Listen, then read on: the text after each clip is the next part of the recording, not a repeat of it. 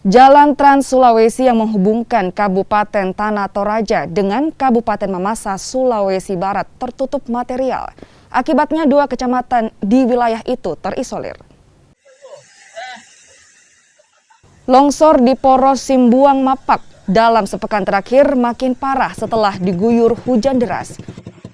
Dampaknya akses penghubung antara kabupaten di wilayah tersebut lumpuh. Material longsor yang terdiri dari lumpur dan pohon membuat akses jalan di Poros Simbuang Mapak terputus. Warga yang berada di Kecamatan Simbuang dan Kecamatan Mapak Kabupaten Tanah Toraja pun terisolir.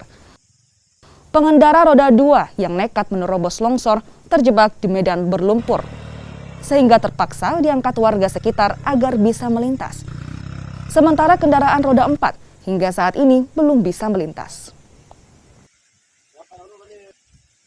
Di sekitar Butang 2 titik,